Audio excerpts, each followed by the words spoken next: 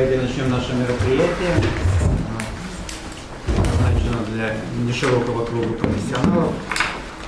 Мы часто проводим такие мероприятия в академии.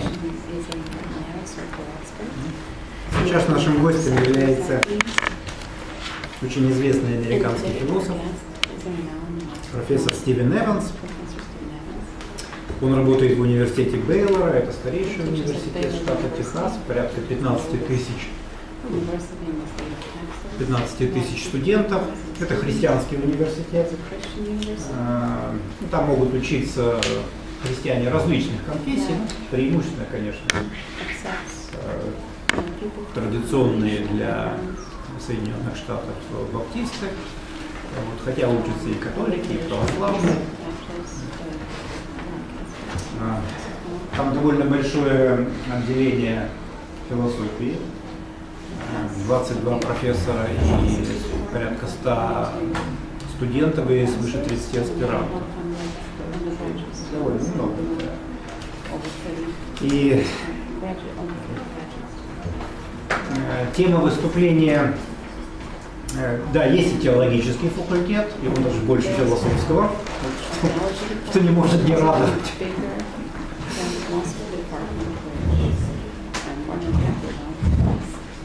И Стивен Эванс один из ведущих американских исследователей философии религии, метаэтика, и он специализируется по философии Кёркегора, книги «Бог и моральные обязательства», размышления о вере. И сегодняшний он сделает доклад, относительно короткий, будет перевод. 2 нравственных довода в пользу бытия Бога и 2 естественных признака бытия Божия в нравственном опыте. Планируем, что порядка 40-50 минут будет доклад, и потом ваши вопросы, дискуссия. По регламенту вот так мы не связаны, но планируем в 1,5 часа уложиться.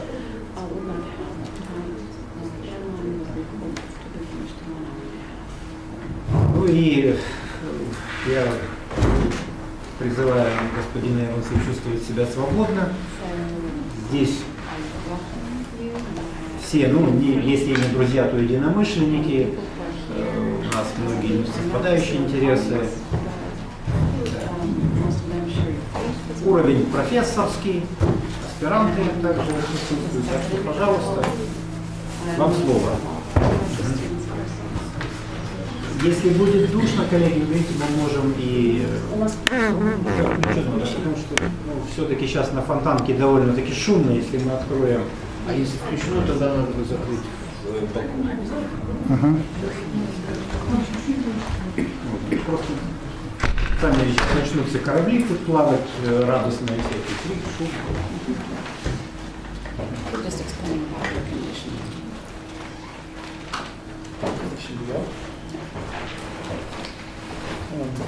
Well, let me begin by saying it's a great honor for me to be invited here to speak to you, and I'm very, very happy to be here in St. Petersburg.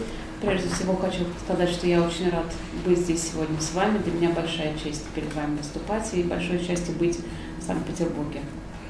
Such a beautiful city, and you've even ordered beautiful weather for us here. Замечательный город, и я вижу, вы даже о погоде позаботились. Очень мило с вашей стороны. You're welcome.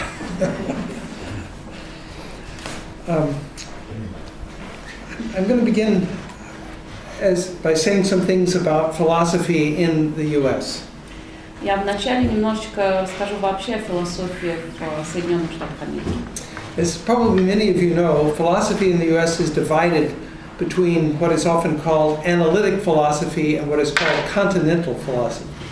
Я думаю, что многие из вас знают, что в Соединенных Штатах философия разделяется на 2 основных направления. Философия аналитическая и философия континентальная. So very often you have people who study Heidegger and French philosophers, and then other people who study English and American philosophers, and they don't talk to each other very much. И очень часто можно увидеть, что есть 2 лагеря. Один изучает Хайдеггера, французских философов, другой лагерь изучает английских философов, американских философов, и они практически не пересекаются и друг с другом не общаются. But since I work on Kierkegaard, I try to have a foot in both of these 2 camps. Но поскольку я изучаю Кierkegaard, то стараюсь общаться и с теми, и с другими. Because Kierkegaard is a philosopher that both of these two camps find interesting. Поскольку Кierkegaard как философ интересен приверженцам и того, и другого лагеря. But the talk I want to give today is not really a talk about Kierkegaard. Но сегодня я поговорю не столько о Кierkegaard, Although the view I'm going to defend partly, I think, is Kierkegaard's view. хотя отчасти те взгляды, которые я буду сегодня отстаивать, можно назвать взглядом Кierkegaard. Kierkegaard is famous, of course, for rejecting the idea of arguments or proofs for God's existence. Кierkegaard известен тем, что он отрицал любые разумные доводы в пользу бытия Бога. So insofar as I'm going to talk about arguments for God's existence, that part of the talk is not very Kierkegaard. И поскольку я отчасти буду говорить именно о доводах в пользу бытия Божия, можно сказать, что эта часть к Кierkegaard не относится. However, I think it's often not, people often don't realize the reason Kierkegaard does not believe in arguments for God's existence is that he thinks God's existence should be obvious to everyone. Но я думаю, что многие не отдают себе отчета, что Кierkegaard в своем противлении любым разумным доводам в пользу бытия Божия противится им не как разумным доводам, а он считает, что бытие Божие должно быть очевидно для всех, и оно не нуждается в некой разумной защите. So he thinks, for example, in his journals in one place, he actually says, there has never been an atheist in all of human history. Например, в своих дневниках он говорит, на самом деле за всю человеческую историю не было ни одного атеиста. Only people who refuse to allow what they know to gain power over their minds. Только те, кто запрещает тому, что они знают, проникнуть глубоко к себе в душу. So Kierkegaard actually thinks that everyone has a kind of awareness of God, at least at a subconscious level. Он считал, что все имеют некое познание Бога хотя бы на подсознательном уровне. And the way in which that consciousness of God comes to us is that each of us is aware that we are under obligations, we are accountable and responsible. И один из способов, благодаря которым мы имеем это познание Бога или осознание Бога, это наше осознание нашей нравственной ответственности. So that part of my talk is Kierkegaardian, because I'm going to talk about our sense of being accountable or responsible as what I call a natural sign that points to God's reality. Поэтому, когда я буду говорить об этом чувстве нравственного долга, о чувстве нравственных обязательств, можно сказать, что здесь я опираюсь на Кierkegaard и на его воззрение. Но я буду говорить об этом чувстве как о естественном признаке бытия Божия. Now, among philosophers in the West, in the U.S., who work in the philosophy of religion, there has also been a divide over the last 25 or 30 years. Среди философов в Соединенных Штатах, которые занимаются философией религии, также за последние 25 лет было некое разделение. One group of philosophers of religion we tend to call evidentialists, and they believe that we need arguments for God's existence. Есть направление, которое мы называем эвиденциалисты, от слова evidence, доказательства. Они считают, что должны быть некие разумные доказательства и доводы в пользу бытия Божия. The leading evidentialist philosopher of religion is a man you probably know about because he speaks Russian and I know he's been here, and that is Richard Swinburne. Один из ведущих эвиденциалистов, скорее всего, вам известен, потому что он и по-русски говорит и много раз приезжал в Россию, это Ричард Свинберн. The other group of philosophers of religion are people who argue that we don't need arguments or inferential evidence to believe in God reasonably. А второе направление, в противоположность первому, заявляет, что нам не нужны какие-то разумные логические обоснования бытия Божия. The leading philosopher in this camp is a man you also may know, Alvin Plantinga. И ведущий представитель этого направления, должно быть, вам тоже хорошо известен, это Альвин Плантинга. So this group is typically called Reformed epistemologists. Обычно их называют реформатскими эпистемологами. And the reason they're called Reformed epistemologists is that they're inspired by some of the ideas of John Calvin, the theologian. Их называют реформатами, поскольку очень во многом их идеи вдохновлены идеями Жана Кальвина. This Calvin famously taught that we don't need arguments or proofs of God's existence because within each human being there is what Calvin called the sensus divinitatis, a faculty that allows us to immediately be aware of God's reality. Как известно, Кальвин утверждал, что большинству из нас не нужны какие-то разумные доводы, которые убедили бы нас в бытии Божьем, потому что он считал, что внутри каждого человека есть некий sensus divinitatis, то есть какое-то врожденное чувство Бога, того, что Бог есть. So what I want to try to argue, what I have tried to say in my works is, I think both sides are correct. Но что я хочу в данном случае показать, и что я утверждаю в своих работах, мне кажется, что обе эти стороны в чем-то правы. The Reformed epistemologists are right when they say it's not necessary to believe in God on the basis of an argument or a proof in order to believe reasonably. Мне кажется, что реформатские эпистемологи правы в том, что действительно нет необходимости в неких разумных доводах и доказательствах для того, чтобы вера наша была осознанной и разумной. But the evidentialists are also right in saying that we can give arguments for God's existence. Но эвиденциалисты тоже правы в том, что мы можем найти такие разумные доводы. Они возможны. The key, in my view, to understanding how both sides can be right is to see our knowledge of God, our natural knowledge of God. I'm not talking here about the knowledge of God that we have through special revelation, but rather what we might call natural theology or philosophical theology. И мне кажется, что ключ к пониманию правоты обеих сторон лежит в области естественного богословия, того, что мы называем естественным познанием Бога, познанием, которое не дается через некое частное откровение. The natural knowledge of God, the kind of knowledge that one could have apart from the biblical revelation, in my view, is based on what I call natural signs. Here's my book, Natural Signs and Knowledge of God.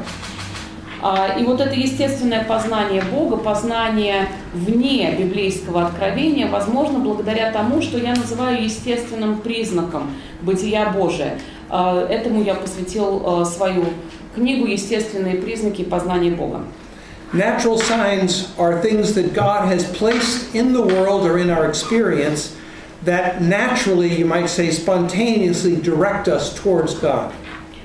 Естественные признаки – это то, что Бог заложил в мире, некие указующие знаки, которые естественным и спонтанным образом указывают нам на то, что Бог есть. So that people who are aware of these natural signs don't have to form a belief in God on the basis of any sort of argument or inference. The sign just naturally directs or points them towards God. Таким образом, те, кто следует за этими естественными знаками, естественными признаками, им нет нужды выстраивать свои представления о Боге, каким-то убедительным образом выстраивать свои доводы, потому что они видят некие признаки, которые им указывают на то, что это действительно так, что Бог есть. But although the signs can work in this more direct and immediate way, we can also reflect on these signs and develop them into arguments. Но хотя знаки могут действовать и непосредственно, мы можем их использовать и опосредованно, как средство для вырабатывания определенных доводов и доказательств в пользу бытия Божия. So, in my view, the classical arguments that have been given for God's existence all are rooted in some natural sign or other. И я считаю, что все классические доводы, которые выдвигались в пользу существования Бога, они так или иначе основаны на некоторых естественных признаках. For example, the cosmological argument is rooted in our sense of contingency, our sense that the universe exists, but it didn't have to. The wonder we have, why is there something rather than nothing? Например, космологические доводы в пользу бытия Божия строятся на нашем осознании того, что мир, хотя и существует, но у него на самом деле должна быть некая причина, да? Почему он существует, зачем он создан. В основе должен лежать некий замысел. The argument from design, or the teleological argument, is grounded in the natural sign that we recognize when we look at the world and we see it as meaningful or purposive.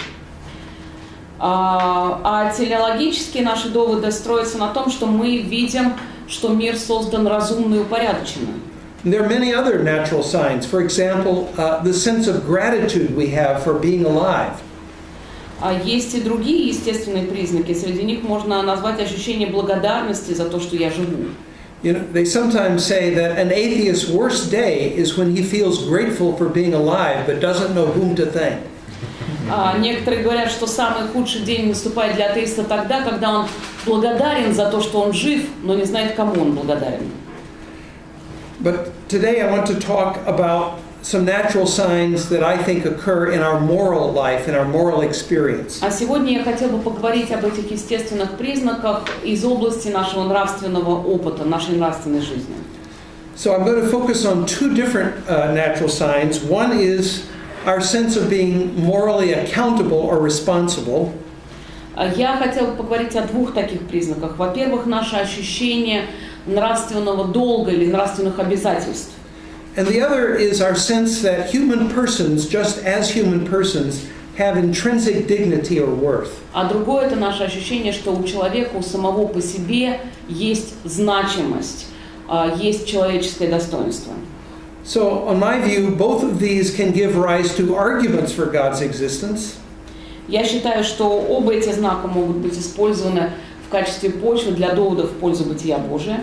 But they can also lead to a kind of more direct belief that is not on the basis of any inference or argument, as Kierkegaard would want us to do. Но они сами по себе могут указывать, их наличие просто может указывать на бытие Божие, и это больше созвучно мысли Кierкегора, который говорит, что не обязательно выстраивать из них некие логические посылки.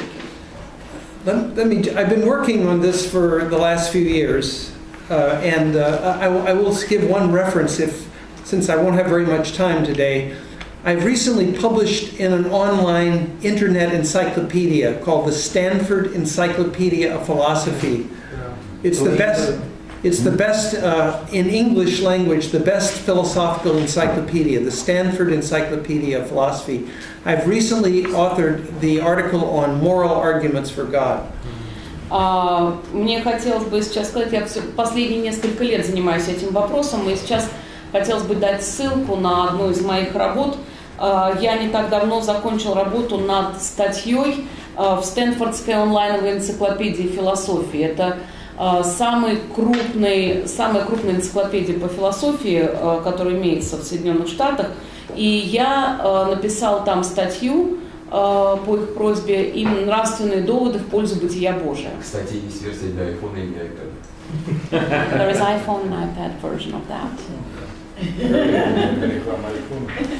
So anyway, if you're intrigued by anything I say and want to know more, you can look on the online. It's free and anybody can access it. Я почему об этом говорю? Это онлайн-энциклопедия абсолютно бесплатна. Все материалы выложены в интернете, и если вам захочется побольше узнать или прочесть о том, что мы будем затрагивать сегодня, я вам указываю на источник, к которому можно обратиться. So let me first say something about the argument from accountability. Итак, прежде всего обратимся к доводам, основанным на нашем чувстве нравственного долга. One sort of moral argument that has been developed for God's existence, famous and very old and venerable, is based on what is called a divine command account of moral obligations. Один из достаточно старых уже и известных доводов в пользу бытия Божия строится на божественных повелениях, которые описывают наши нравственные обязательства, предписывают нам. So the argument can be put very simply with two premises and a conclusion. Если упростить, то в упрощенном виде можно представить эти доводы так.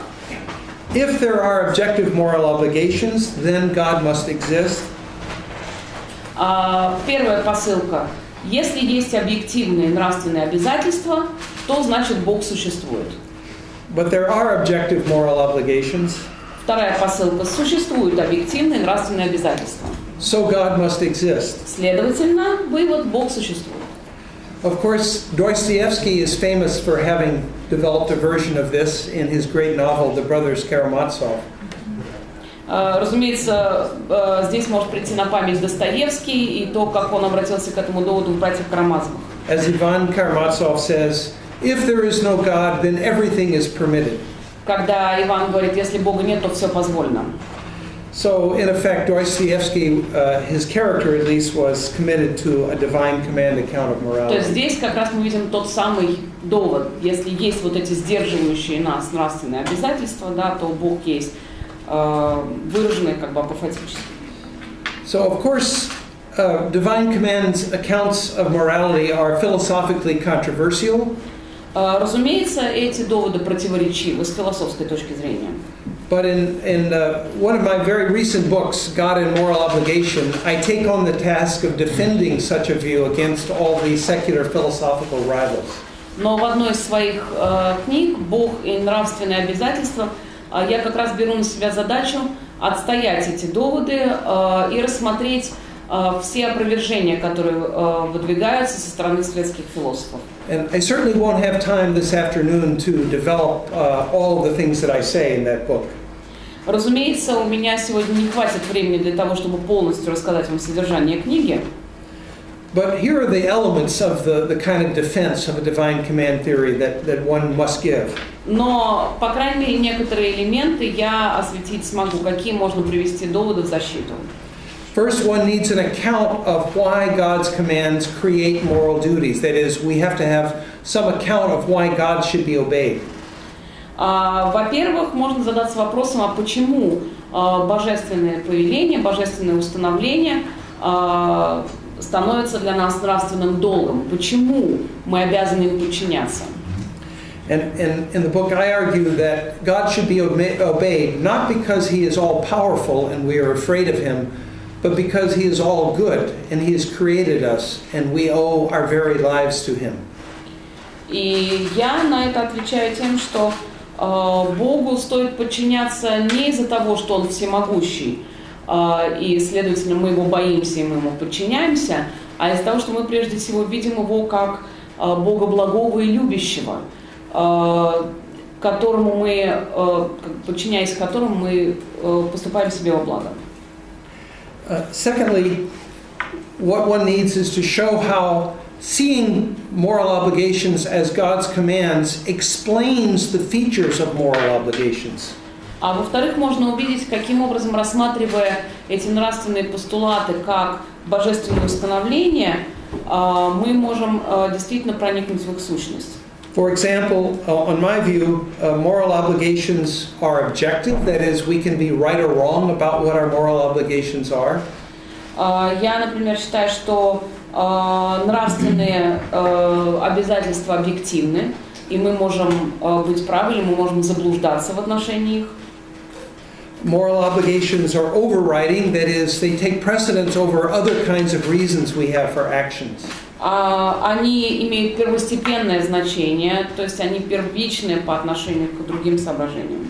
They apply universally to all humans, not just to members of a certain social group or nation or class. Они универсальны, они применимы абсолютно ко всем людям, а не только к членам определенной социальной группы или класса. And many secular accounts of morality fail to explain these features of morality. И очень многие светские объяснения нравственности не могут объяснить эти качества, почему они таковы. And so what one can do is to try to argue that the theistic account is superior on purely intellectual, rational grounds to secular accounts. И таким образом мы можем говорить о том, что теистическое обоснование нравственных обязательств, оно гораздо более разумно, чем обоснование секулярное. So, in effect, then, you can develop our understanding of moral obligations as divine commands into an argument for God's existence. И наше понимание нравственных обязательств можно развить в доводы в пользу бытия Божия. However, I think that without argument, our sense that we are morally accountable and responsible can point towards God in a more direct way, as the Reformed epistemologists think. Однако, мне кажется, что даже и без развития какой-то аргументации, само ощущение нравственного долга может непосредственно указывать на то, что Бог есть, и указывать гораздо более четко, гораздо более непосредственно, чем это склонны считать и признавать реформатские эпистемологи. It's very interesting that many people who are non-believers, that is, not believers in God, still have a sense that they must live moral lives. Интересно отметить, что многие неверующие люди, то есть неверующие в Бога вообще, все равно живут с ощущением нравственного долга и неких нравственных обязательств, с ощущением, что они должны жить нравственной жизнью. They believe that they are morally responsible beings. Они верят в то, что они несут нравственную ответственность. I would cite as an example the well-known philosopher Ronald Dworkin. В качестве примера я хочу привести известного философа Рональда Дворкина. Dworkin actually just passed away within the last year. Он в 2013 году скончался. But his last book is a book which I recommend. It's a very interesting book called Religion Without God. Но его последняя книга, последняя его работа очень интересная. Я порекомендовал вам ее к прочтению. Она называется «Религия без Бога». In the book, he attempts to develop a kind of religion of morality without God. Он пытается выстроить там религию, построенную на нравственности, на морали, но при этом без Бога. Dworkin distinguishes between what he calls living well and being happy. И он различает две категории – жить хорошо и быть счастливым. And he says that although we all want to be happy, happiness alone is not enough. Он говорит, хотя мы все хотим достичь счастья, счастья само по себе недостаточно. To live a full and rich human life, he says, you must also live well, and to live well, you must live morally. Он говорит, что для полноценной жизни, для полноценного существования надо жить хорошо, то есть жить нравственно. So here's a quote from Dworkin. He says, we have a responsibility to live well, and we believe that living well means creating a life that is not simply pleasurable, but good in that critical moral way. Дворкин говорит, мы несем ответственность за то, чтобы жить хорошо. И верим в то, что жить хорошо значит создать такую жизнь, которая не просто приносит нам удовольствие, но которая хороша именно в этом критическом смысле.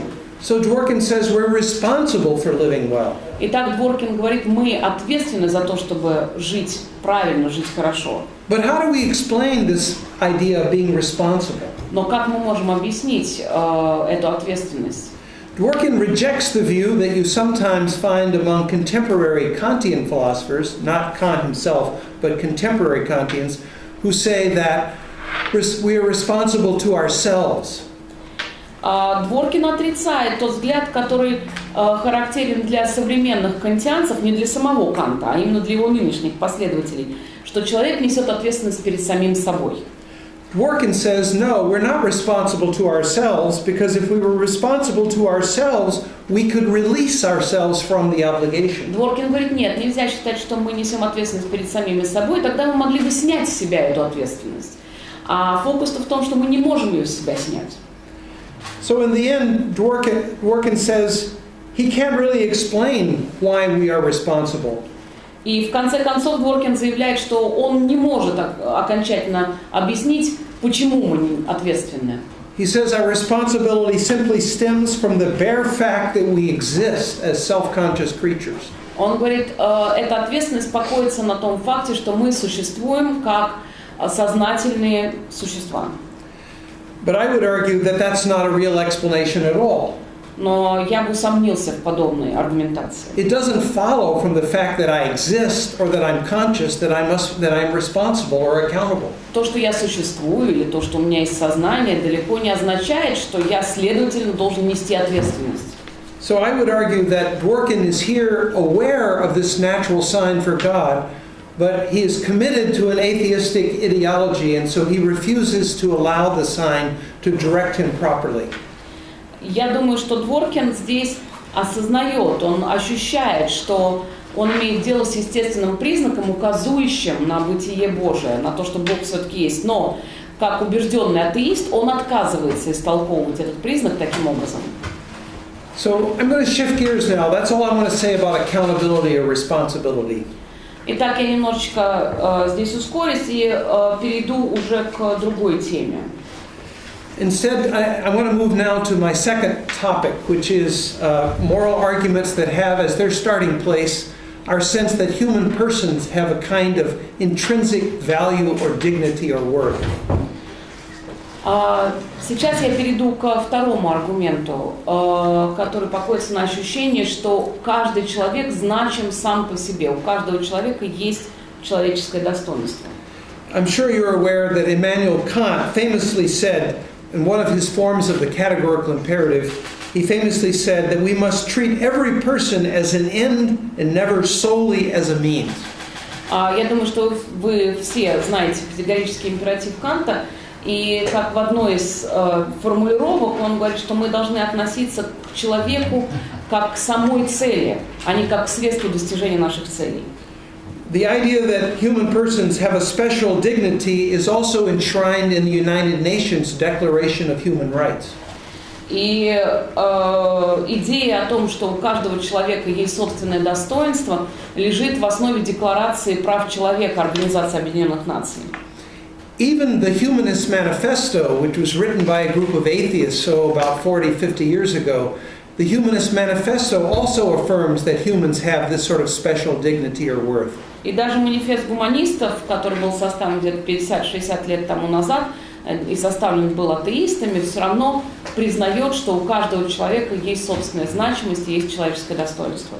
So although the claim that humans have this kind of worth is not universally accepted, it's very widely accepted, at least among certain types of thinkers.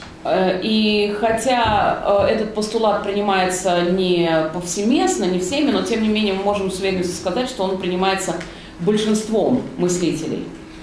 And if you believe that humans do have this sort of dignity, I think you can develop an argument for God's existence that goes something like this. И если вы верите, что у каждого человека есть своя значимость, есть собственное достоинство, то можно построить вот такую аргументацию. So the first premise is human persons have a special value that we could call dignity. Первое. У каждого человека есть особая значимость и ценность, которую мы называем человеческим достоинством. The second premise, the only adequate explanation for this value or dignity humans have is that they were created by God in God's image. Вторая посылка, что единственное адекватное обоснование этого человеческого достоинства лежит в том, что человек сотворен по образу Божьему для отношений с Богом. So therefore God must exist to explain this special value or dignity that humans have. Следовательно, вывод: должен существовать Бог, и его существование объясняет то, что есть человеческое достоинство. So, of course, this argument is hardly universally accepted. Разумеется, и это можно оспорить, и, конечно, эта аргументация не будет повсеместно признана. Although we have over 1,000 members of the Society of Christian Philosophers in the United States, there are probably 15 times that many who are atheists. Хотя в обществе христианских философов в Соединенных Штатах 1000 членов, 1000 членов, но прочих философов где-то в 15 раз больше. So some of those would reject this argument because they probably reject the first premise. That is, they don't believe humans do have a special dignity or value. И некоторые из таких секулярных философов, они отвергнут эту аргументацию, они отвергнут даже самую первую посылку. Они скажут: нет никакого человеческого достоинства. They might, for example, be followers of Nietzsche and think that there are no moral facts at all. Они могут быть, например, последователями Ницше и сказать: вообще нет никаких нравственных фактов. But there are a surprising number of atheist philosophers who still do want to hold on to this idea that humans have a special value or dignity. Но при этом стоит отметить, что достаточно большое количество секулярных философов признают наличие человеческого достоинства. So if they want to reject this argument, they're going to have to attack the second premise. Следовательно, они прежде всего подвергнут критике вторую посылку. They're going to have to try and argue that we can account for or explain the value or dignity of humans without bringing God into the story. Они скажут, что значимость человека и человеческое достоинство можно объяснить без того, чтобы привлекать Бога. The most popular version of this argument, of this view, would be to say that the value or dignity humans have, we have by virtue of possessing some property or quality. Одни из самых популярных доводов будут зиждаться на том, что наше достоинство человеческое, наша значимость обусловлены некими качествами, которыми мы обладаем. And the most popular quality or property that is suggested to be the ground of our value is the property of rationality. И наиболее часто упоминается, и самый популярный довод – это наша рациональность, наша разумность. So, for example, contemporary followers of Kant, like Christine Korsgaard at Harvard, would say, we must affirm our value as rational beings, but other people are rational, and so all humans have value as rational beings. И одна из самых влиятельных последовательниц Канта на сегодняшний день, Кристин Корсгард, она говорит, мы с вами существа рациональные, мы видим свою значимость, но, следовательно, мы можем прийти к выводу о том, что все остальные люди, как существа рациональные, тоже имеют значимость, тоже имеют достоинство. But it seems to me that this will not work. Но мне кажется, что это неубедительный довод. Because not all human beings really have the property of rationality. Потому что не всех людей можно назвать рациональными. Small infants, for example, don't have rationality, and yet they are human beings, and they clearly have intrinsic worth and value as human beings. Грудных младенцев, скорее всего, не отнесешь к рационально мыслящим существам, но тем не менее нельзя говорить о том, что, следовательно, у них нет человеческого достоинства. And I would argue that people with dementia or Alzheimer's disease, they're still human beings. They still have a value and a dignity, even though they can no longer reason. Или люди, например, с болезнью Альцгеймера или страдающие от слабоумия, тоже, может быть, не могут мыслить рационально, но вряд ли им откажешь в том, что у них есть значимость и человеческое достоинство. If you'd like to see an extended argument for this claim, I would recommend a book by Nicholas Wolterstorff called Justice, Rights and Wrongs. Николас. Wolterstorff, Dutch-American philosopher. Достаточно подробно доводы в пользу этого аргумента разработаны Николасом Вольтерстоффом в его книге Justice, Rights and Wrongs. Справедливость за и против. Да. Да, как бы справедливость. Anyway, Справедливость, правота и неправда. it's the best book on justice I know. Но в любом случае это книга, которая наиболее подробно рассматривает вопрос справедливости. In this book, Wolterstorff argues that we as human beings do have inherent dignity and therefore we have rights. Вольтерстофф в этой книге утверждает, что у каждого из нас есть своя значимость, свое достоинство, и, следовательно, у нас есть права. So it's a defense that humans have rights as human beings, not simply rights that we are given by the governments. То есть он отстаивает идею неких прав, которыми человек должен быть наделен просто потому, что он человек, а не потому, что некое государство ему эти права обеспечило. But he argues that the only explanation for the fact that we have this dignity that gives us rights is that we are creatures made by God, whom God loves. Но он говорит при этом, что единственное обоснование, почему у нас есть эти права, почему у нас есть это достоинство, состоит в том, что мы созданы по образу и подобию Божьему, мы созданы Богом для того, чтобы быть любимыми и для того, чтобы быть в отношениях с Ним. So if we see every human being as God's creature whom God loves, then every human being has a kind of unique value. Если мы будем видеть каждого человека как Божье творение, творение, которое Господь любит, то вот это осознание, оно как раз и наполняет человека той ценностью, той значимостью, которую мы называем человеческим достоинством. For God does not love us simply because of the properties or qualities we possess. Ибо Бог любит нас не за те качества, которыми мы обладаем. He loves us as individuals. Он любит нас как личностей. And here I can also mention Kierkegaard as well. И здесь можно привести Кierkegaard. Kierkegaard wants to hold that each of us in God's mind, we are unique. Кierkegaard утверждал, что каждый из нас уникален для Бога. God has created each one of us and then given us, you might say, a unique name. Что Господь создал каждого из нас по-разному, и каждому из нас дал, можно так выразиться, свое имя, уникальное. And even the infant who dies or the person who has dementia is still loved by God. И таким образом даже ребенок, умерший во младенчестве, или человек, страдающий от слабоумия, они тоже любимы Богом и, следовательно, значимы. And even if God's purposes for that individual cannot be fully fulfilled in this life, there is also life after death. И даже если замысел Божий о данном конкретном человеке не может исполниться в его земной жизни, он может исполниться в веке грядущем. So God's purposes cannot be defeated. И, следовательно, Божий замысел все равно восторжествует. But we can also look at this not only as providing the basis for an argument for God's existence, but also as another natural sign. Но здесь мы можем говорить не только о почве для доводов в пользу бытия Божия, но и о еще одном естественном признаке. And this is how Kierkegaard would describe the matter. И Кierkegaard примерно так описывает этот вопрос. In his great book, Works of Love, Kierkegaard compares human beings to actors in a play.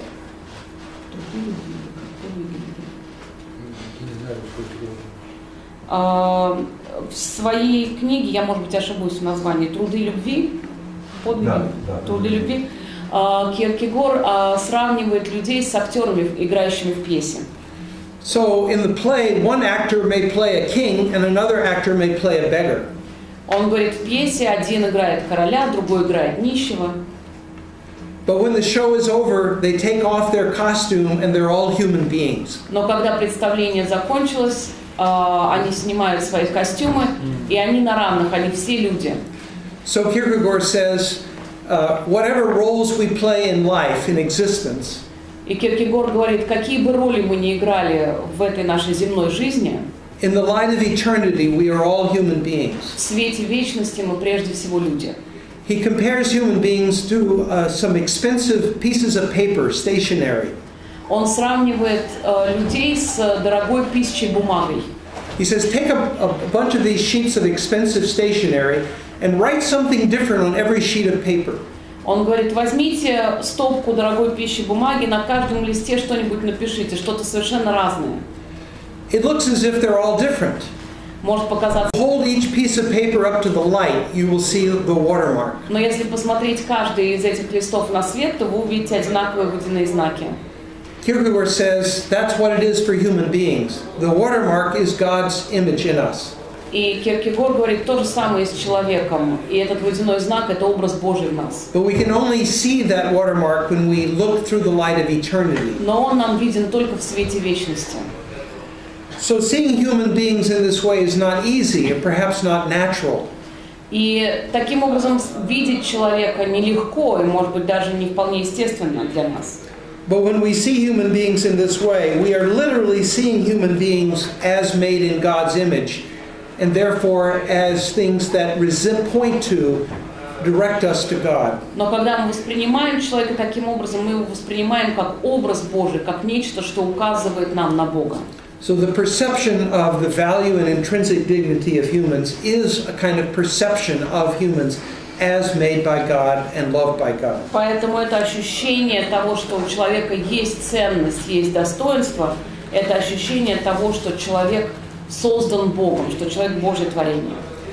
Well, I'm going to stop at this point because I want to leave some time for questions and discussion, and I've tried to cover too much probably already, but thank you for your close attention. Вот на этом я пока остановлюсь, потому что хотелось бы побольше времени дать для вопросов и ответов. Я думаю, что и так уж достаточно смог сказать, хотелось бы больше времени предоставить вам.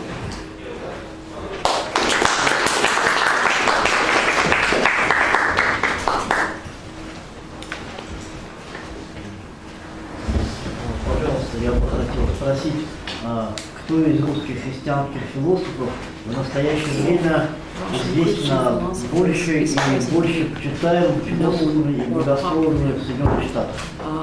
Пердяев, Доски, Левин.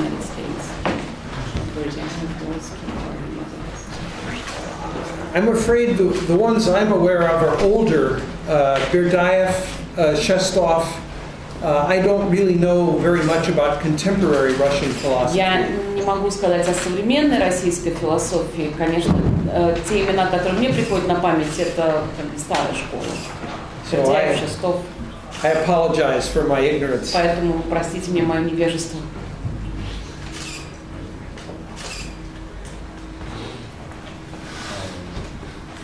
меня два вопроса. Значит, первый, наверное, такой, он попроще.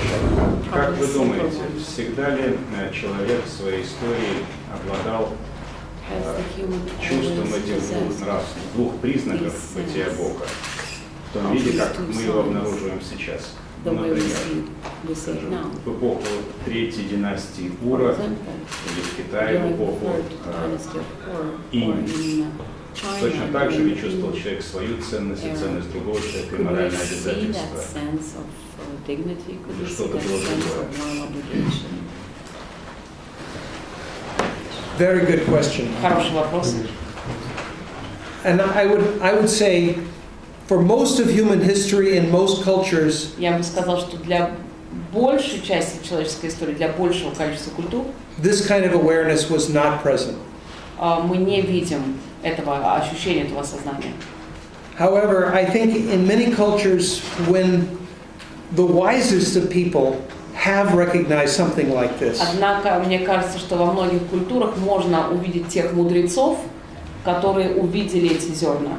for example, I taught a graduate seminar to Chinese philosophers last year. В прошлом году я проводил семинар среди аспирантов Китая, And I was pleased that they agreed with me that Confucius had something like this perception. и я был очень рад тому, что они согласились с тем, что у Конфуция действительно можно увидеть такие мысли. But even as great a philosopher as Aristotle, I think, lacked this. Но на самом деле напрямую это не увидишь даже у великих, как у Аристотеля, например. However, I think perhaps Socrates had it. Но, может быть, у Сократа это можно увидеть. В одном месте Ксенофонт говорит примерно следующее. Вот это вот чернь, демос, вот надо его поколотить палками. Надоел.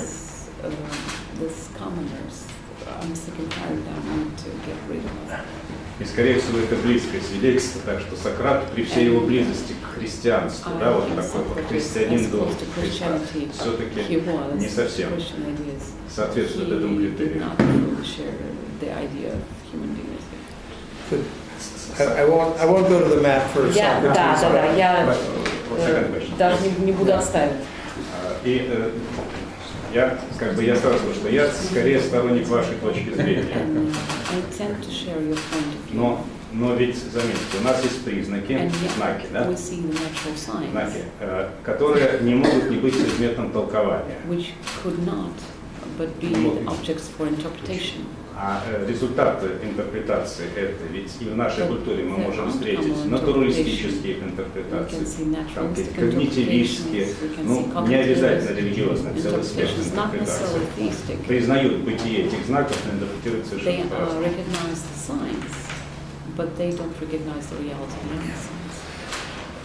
Конкуренция, да? Right, very good. Yes, and one of the things I emphasize is that a sign does have to be interpreted. Да, и я о чем говорю как раз в своей книге, что любой знак надо истолковать. So all the arguments based on the signs have power and force. They are not universally compelling. Доводы, которые основаны на этих признаках, хотя в них достаточно много сил и убедительности, нельзя сказать, что они универсальные. So I think that explains why the arguments have appeal, but why they also don't convince everybody. Я думаю, что именно поэтому аргументы, хотя имеют определенную притягательность, но принимаются не всеми, потому что возможны разные толкования. But in the book I argue that this is actually what we should expect the knowledge of God to be like. Но в книге я утверждаю, что таковым и должно быть познание Бога. I rely here on some thoughts from Blaise Pascal.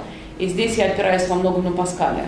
Pascal thought that God gives enough light for those who wish to find Him, but enough obscurity for those who don't want to find Him. Который утверждал, что Господь дает достаточно света для тех, кто хочет видеть, и достаточно мрака для тех, кто не хочет видеть. The term signs even comes from Pascal.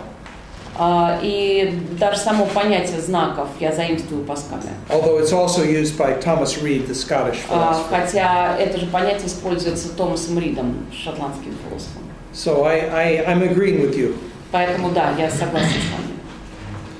But I think the fact that evidence requires, you might say, a certain willingness to see where the evidence points is not that unusual. Но я думаю, само вот это ощущение, что доказательство требует от нас определенной готовности его принять и истолковать, да, это не так уж необычно. It seems fitting that with respect to morality and religion, our ability to see the truth should be connected to the kinds of persons we are. Если говорить с точки зрения нравственности и религии, то действительно наша способность видеть истину должна быть как-то связана с тем, что происходит внутри нас. So as Kierkegaard, I think, would say, knowledge and personal transformation must go together. Как сказал бы Кierkegaard, познание и личная трансформация, личное преобразование должны идти рука об руку. У меня два вопроса. Один в связи с вопросом, который задал профессор Светлов. Как вы относитесь, как вы расцениваете гипотезу или концепцию осевого времени, которую Карл Ясперс ввел в оборот? Она описывает вот этот переход от того, что сначала только некоторые мудрецы, а потом уже в христианском мире все. Или это домыслы Карла Ясперса? Some wise people see the grains of truth, then the Christian thinkers see the grain, and then it slowly becomes universal. Or is it just something that Jaspers just sort of read into everything? Well, I have to be very cautious in speaking about Jaspers. Я о Jasperсе должен говорить с осторожностью. I read Karl Jaspers when I was an undergraduate. Я его изучал, когда я был аспирантом. That was about almost 50 years ago. Было это лет 50 тому. And so my memory is vague. Поэтому не могу полностью полагаться на память. But I know he was a great philosopher, an Но знаю, important что он thinker. был великим философом, значительным мыслителем. I do think that there's something in the idea that there are certain individuals who we might say, to use Hegel's terminology, are world historical individuals. Но все-таки мы видим, что действительно по ходу истории встречаются отдельные личности, которые по Гегелю можно было бы назвать личностями мировой истории. They had insights, in a sense, which changed the human race. Которые имели некие прозрения, повлиявшие потом на весь человеческий род. So perhaps Jaspers meant something like that. And Если Ясперс говорил примерно об этом, то может быть, да. but I would reject the idea that the knowledge and insights of these people will inevitably become universal. Но если Ясперс утверждает, что, следовательно, по ходу времени, когда-то это знание станет универсальным, да, то, что когда-то было доступно лишь единицам, с этим я бы не согласился. И второй вопрос. And the second question. Второй вопрос относительно того, что вот чувство того, моральный долг свидетельствует в пользу бытия Божьего. В принципе, не во всех религиях так. Например, Карамаз говорит, если Бога нет, то все позволено. Например, в буддийской философии, в буддийской Бога нет, но не все позволено.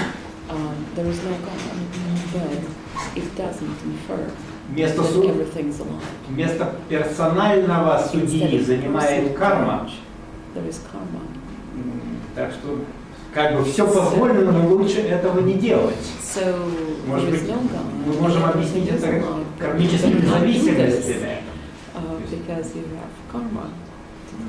Совсем не обязательно становиться на атеистическую позицию. Вот, можно быть и религиозным человеком. Но религиозным не в смысле иудео-христианской традиции.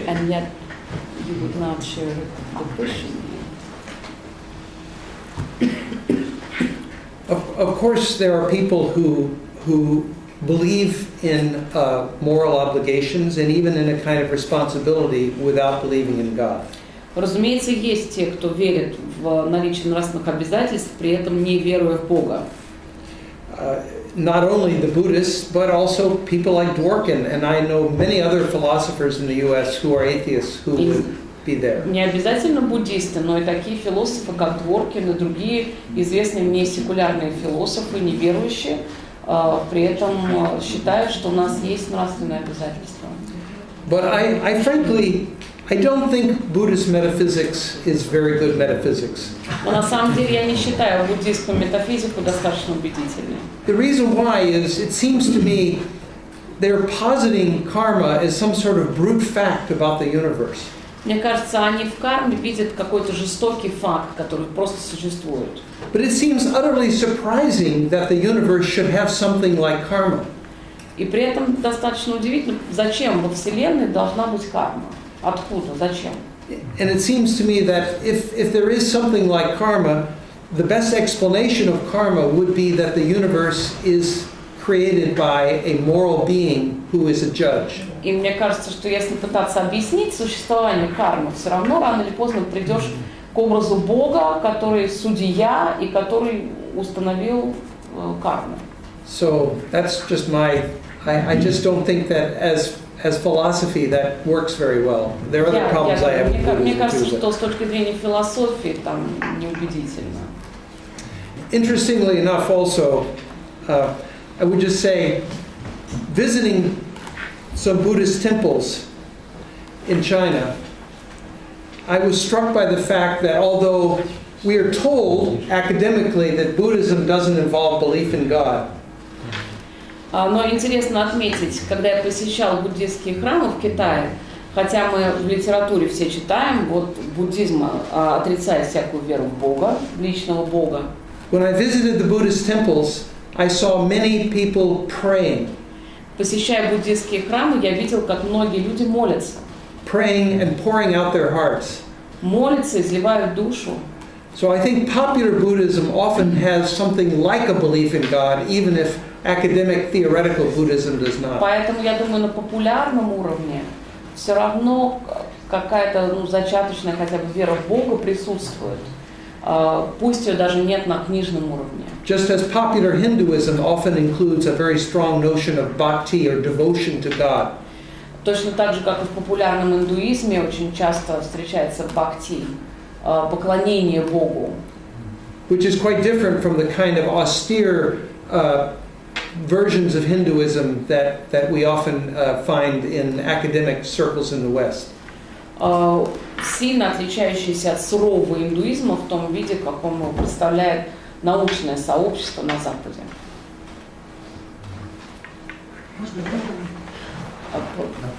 У меня такой вопрос. Потом. Мне все же любопытно, как вы определяете свой собственный философский проект? Это христианская философия или философия вообще? Потому что я думаю, все вопросы, они как бы как раз они все исходят из ощущения того, что все же во всем вашем философском языке сквозит очень сильная христианская струя. Даже в самом определении терминов, что такое Бог, что такое знаки, что такое личность, молитва и прочее. Вы себя определяете как христианского философа, или это философия вне зависимости от религиозного убеждения?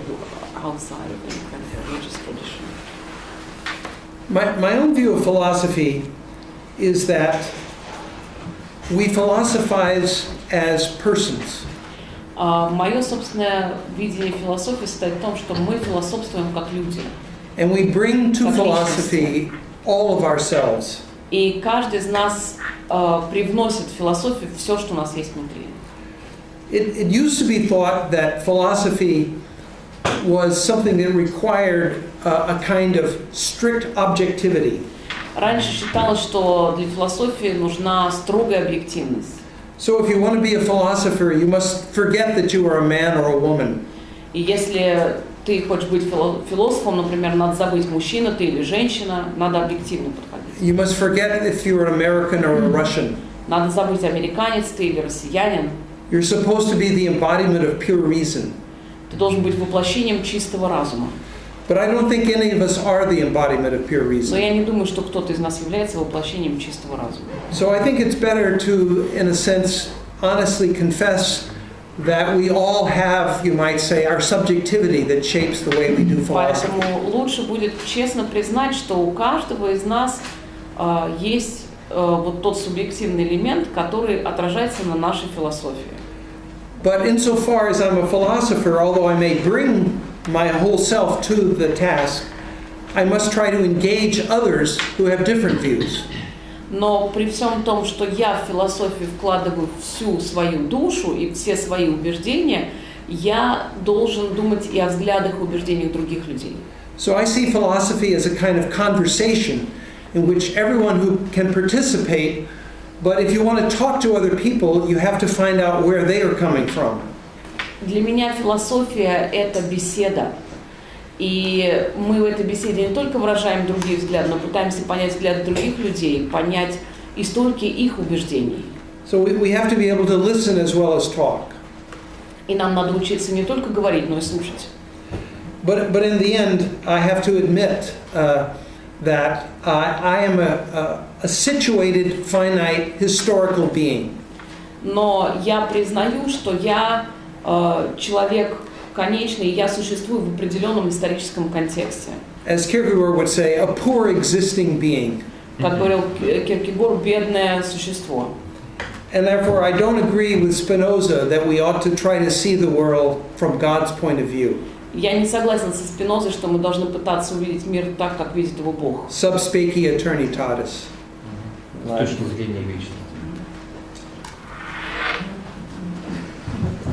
Мой вопрос будет заключаться в том, что я хочу как человек опыта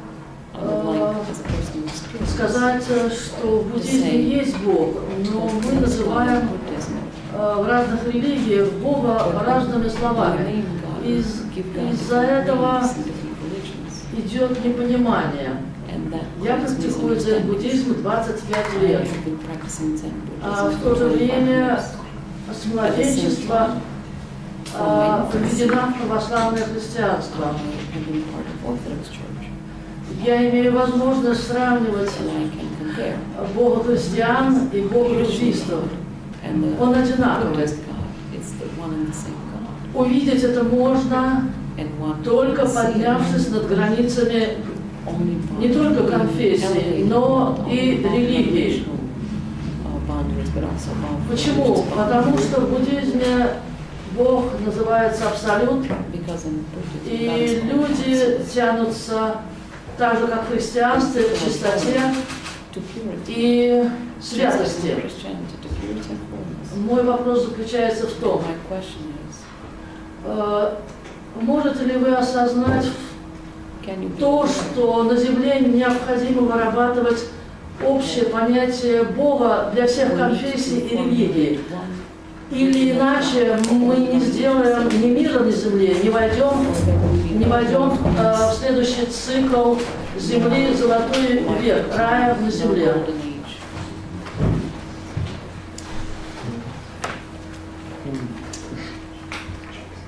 I agree that people can be aware of God and name God differently, even have different beliefs about God, and yet still be aware of the same God. Я согласен с тем, что у людей может быть ощущение Бога, осознание одного и того же Бога, и они будут этого Бога называть по-разному. И, может быть, даже у них будут разные религиозные убеждения.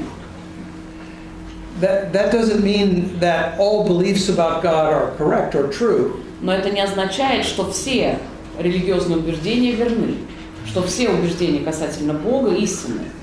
But I do think it's correct that people can be aware of God under different descriptions, you might say. Но действительно можно утверждать, что люди могут осознавать Бога, чувствовать Бога, при этом называя его разными именами. And I agree that conversation and discussion and understanding is something that we should all be seeking. И действительно, нам надо стремиться к диалогу, нам надо стремиться к взаимопониманию. I have a good friend in the U.S. who he was raised Jewish and became a Zen Buddhist and practiced Zen for 20 years, and now he's become a Christian. So he's like you, he's both a Buddhist and a Christian. У меня есть друг близкий в Америке, он родился и воспитывался в иудейской традиции, потом он стал дзен-буддистом, он 20 лет был дзен-буддистом, а сейчас он христианин, поэтому тоже человек, который видит и то, и то. But I will say, when he became a Christian, he did modify some of his Buddhist ideas. Но когда он стал христианином, он поменял некоторые свои буддийские убеждения, он адаптировал их.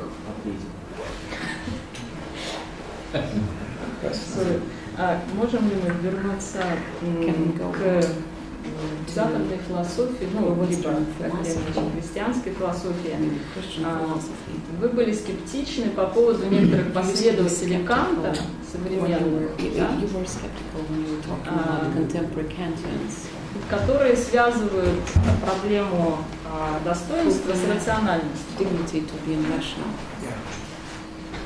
Вот мой вопрос, собственно, в том, есть ли какие-то иные возможности у Канта сейчас, да, для того, чтобы объяснить идею достоинства, например, свобода, да, идея свободы. Именно в современном контексте. Да, все мы знаем длительную традицию либерализма, но вот сейчас именно в христианском контексте объяснить достоинство через идею свободы. При этом, конечно, очевидно, что первый смысл, да, ощущение обязанности связано с идеей свободы, как ответственности и так далее. Но вопрос именно по поводу второго смысла, да, достоинства. Can connect freedom to obligations. That would not be difficult. But can we connect the idea of freedom to the idea of dignity?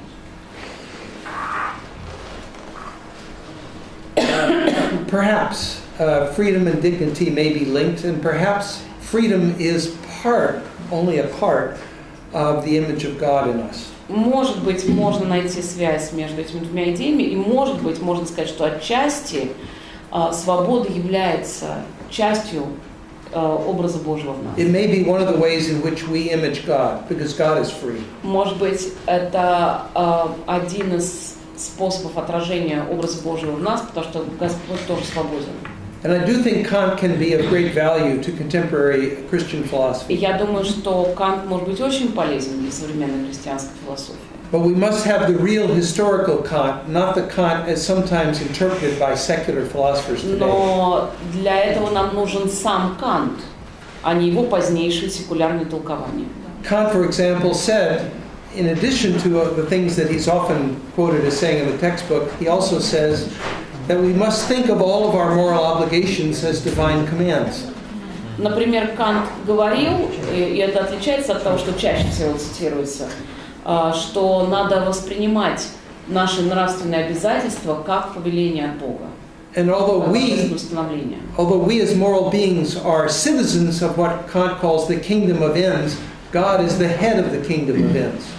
И хотя мы, как люди, мы воспринимаемся как граждане вот этого царства целей, царь у этого царства Бог.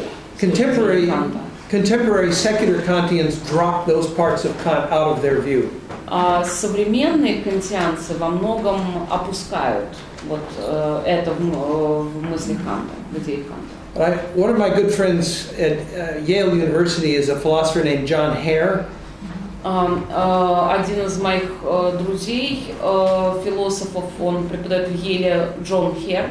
And Hare is doing a very good job of bringing Kant into the mix of contemporary Christian philosophy. И он как раз очень удачно вписывает Канта в современный дискурс христианской философии. Последний вопрос, да. Можно ли еще? Ну все, два последних. Да, потому что уже профессор устал. Два последних вопроса.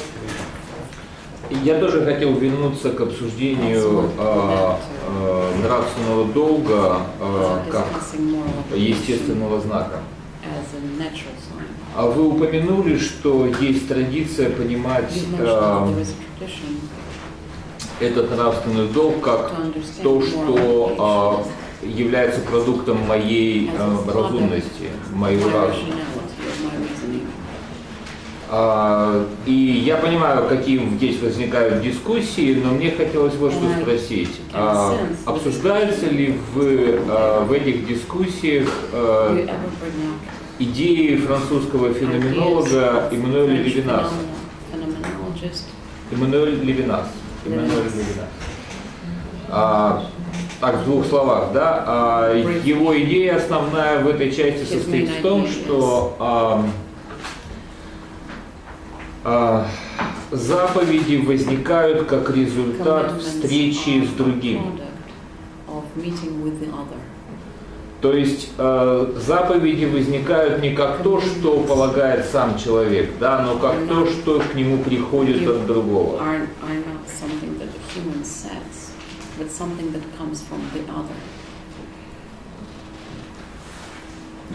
I have great respect for Levinas, and I think just as in many ways Kant reflects his Christian Lutheran background, Levinas reflects his Jewish background.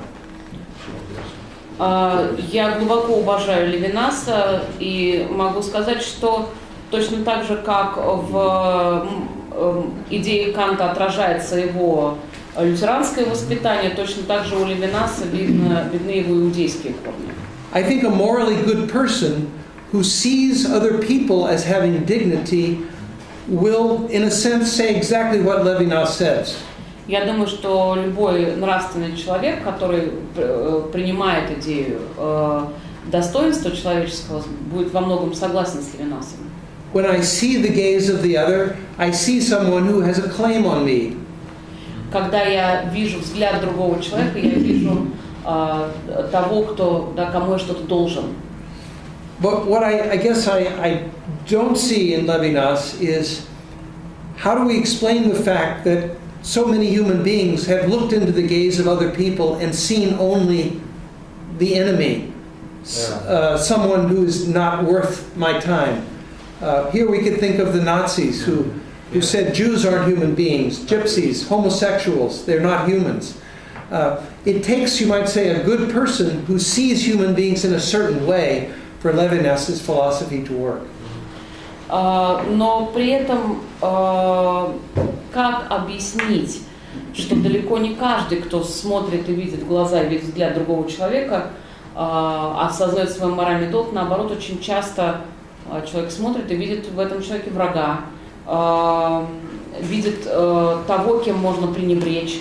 И здесь можно вспомнить и нацистов, которые не считали евреев за людей, цыган за людей, гомосексуалистов за людей, да, то есть спокойно совершенно говорили о массовом уничтожении людей. Для того, чтобы идеи Левинаса работали, надо, чтобы вот этим смотрящим был изначально благой и нравственный человек. Тогда оно работает. And although Levinas is very hard and obscure for me to understand, и на самом деле он для меня достаточно тяжелый, суров для понимания. I believe that in some way, when Levinas talks about the look or the gaze of the other, he thinks that in the end, through the gaze of the other, I also will meet transcendence. Мне кажется, что когда он говорит об этом взгляде, да, что я во взгляде, я вижу другого человека, он потом приходит к тому, что и дальше я вижу трансцендентное. Face of the other is the face of God. So that is a natural sign. Он говорит, что лицо другого — это лицо Божие. Ну вот, да. So I think I can enlist Levinas as an ally here. Поэтому можно считать его моим соратником. Спасибо большое, мистер Эванс, за ваше выступление. Как верующему вы очень близки ваши идеи. Я даже отчасти их разделяю, однако некоторые недоумения не покидает, когда я вас послушал. Начну с рассуждения с вашего сюжета про философа Киркегора.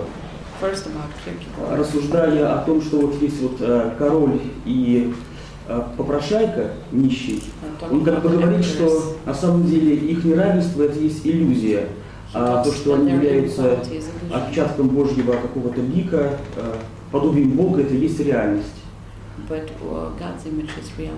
Однако, если мы объективно оценим это высказывание, эту мысль, мы видим его очень такую большую консервативность.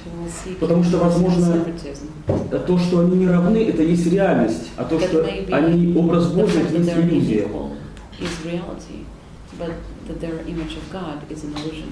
И ввиду того, что очень часто религиозная философия, она как раз консервирует реальное неравенство реальное, которое есть в мире. И вот даже само слово достоинство, dignity, которое вы используете, оно имеет же и другой смысл. Ранг, статус, сан. Есть люди, у которых есть достоинство, у которых нет достоинства. И при всем при этом очень часто люди, которые являются секулярными или неверующими, мыслители, философы, они имеют гораздо более сильные чувства того, как это достоинство нужно обнаруживать и защищать. Почему же верующие, у которых есть правильная теория, этого чувства лишены, бывает часто, а те, у кого теория неправильная, или вообще нет теории, они очень чутки к тому, что есть достоинство, его нужно обнаружить, его нужно защитить. И вот тут возникают те самые цыгане, гомосексуалисты, о которых мы говорили, и чьи права нужно защищать. Вот это вот мое такое недоумение. Я не понимаю, как надо быть.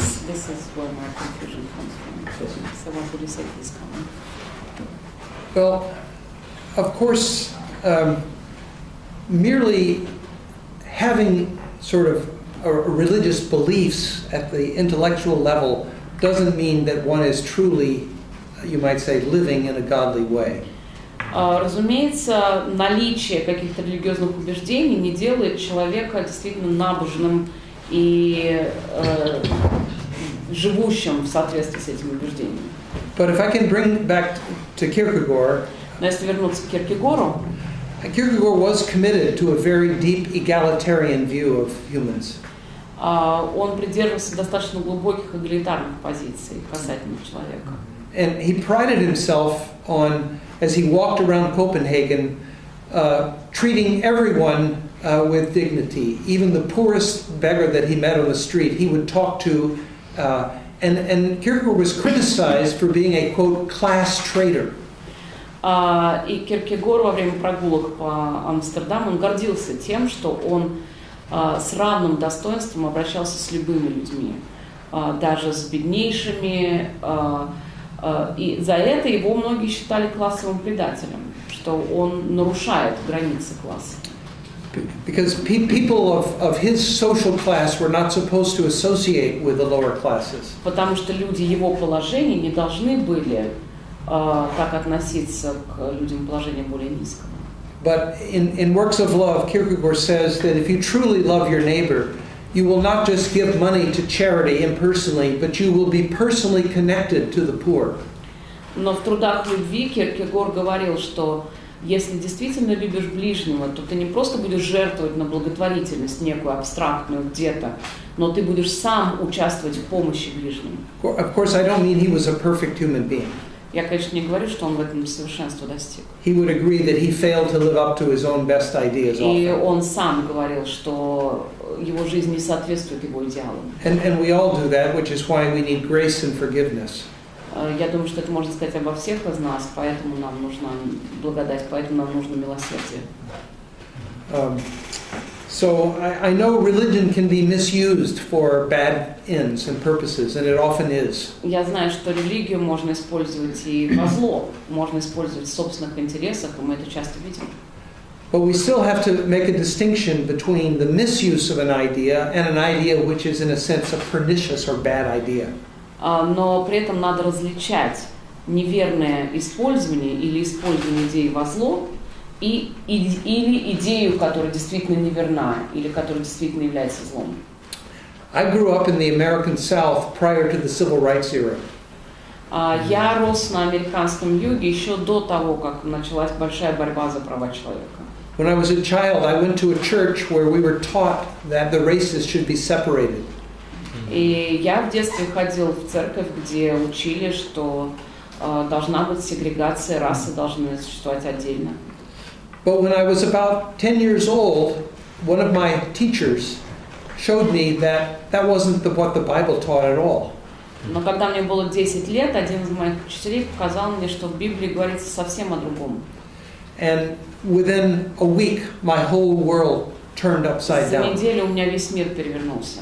I saw that what had been taught was not true Christianity at all. И я увидел, что то, что мне говорили до этого, вообще никак не относилось к христианству. And so we all have to be open to the possibility that our cherished ideas, in the end, God will correct. И мы все должны быть готовы к тому, что Господь может скорректировать даже самые дорогие для нас убеждения. Thank you.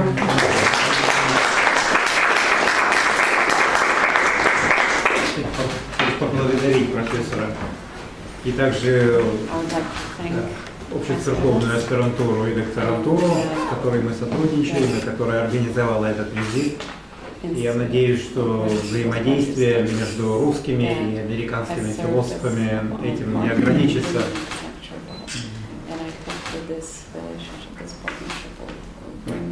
Для нас это была очень интересная встреча.